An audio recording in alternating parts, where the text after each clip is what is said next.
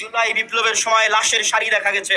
যারা এই জুলাই বিপ্লবের হাজার হাজার মানুষকে হত্যা করেছে তাদেরও ক্ষমা হতে পারে, কিন্তু আল্লাহর নবীর নামে কটূক্তিকারীর কোনো ক্ষমা আছে?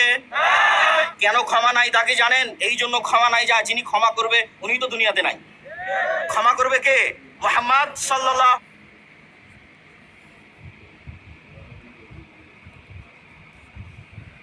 জুলাই বিপ্লবের সময় লাশের সারি দেখা গেছে।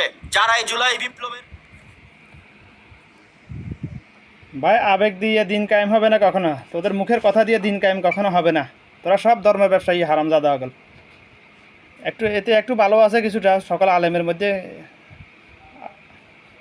এটা একটু ভালো আছে, কিন্তু এই আবেগ দিয়ে দিন কায়েম হবে না। তোরা আশেকের রাসুল, তোরা শুধু মুখে আশেকের রাসুল, তোরা অরিজিনাল আশেকের রাসুল নাই। বাংলাদেশে সব যত মাজার পূজারি আছে সবগুলো নিজেকে আশেকের রাসুল দাবি করে, কিন্তু আশেকের রাসুল একজনও নয়। যদি আশেকের রাসুল থাকতো, গত কয়েকদিন আগে এক যে জানোয়ার আমার রাসুলকে নিয়ে কটূক্তি করেছে, এক হিন্দু, এত দুনিয়াতে বেঁচে থাকতে পারতো না, কারণ এটা আল্লাহর বিধান। তোদের তোরা মানে হাদিসটা জানস, হাদিস সহি, কিন্তু তোদের হাদিসের উপর তোদের ইমান নাই। তোরা আল্লাহর জন্য জান দিতেও প্রস্তুত না, নিতেও প্রস্তুত না। তোরা শুধু মুখের কথা দিয়ে শুধু প্রচার করতে রাজি, দিন কায়েম করতে রাজি নেই। দিন কায়েম করার জন্য কাজ করবি না, তোরা শুধু দিন প্রচার করবি খালি, বাস। দিন প্রচার করে লাভ নাই, দিন কায়েম করার জন্য কাজ করতে হবে। দিন মুখের কথা দিয়ে ছিঁড়ে বিজয় না কখনো। তোদের মুখের কথা দিয়ে কখনো বাংলাদেশে দিন কায়েম হবে না। তোরা মানুষকে কীভাবে মুসলমান বানাবি এটার জন্য কাজ করতেছিস না। তোরা ধর্ম ব্যবসা নিয়ে ব্যস্ত সব, তোরা ধর্ম ব্যবসা নিয়ে ব্যস্ত। আর বাংলাদেশের মাদ্রাসা শিক্ষা ব্যবস্থাকে এখন ব্যবসা পরিণত করে ফেলেছে।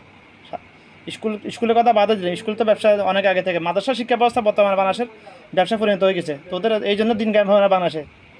আশেকের রাসুল তোরা মুখে আশেকের রাসুল, অন্তর থেকে আশেকের রাসুল একজন নয় বাংলাদেশে। যদি থাকতো, 90% মুসলমানের দেশ বলে বাংলাদেশে, আমার রাসুলকে কুটীর্তি করে সে দুনিয়াতে বেঁচে থাকে কেন? আমার রাসুলের নির্দেশ, আমার আল্লাহর নির্দেশে তার কল্লা কেটে ফেলা। যদি আমি তো দেশে নাই, যদি আমার সামনে যদি এরকম কোনো জানোয়ার যদি কখনো করে, আল্লাহর কসম, কল্লা আমি কেটে ফেলবো।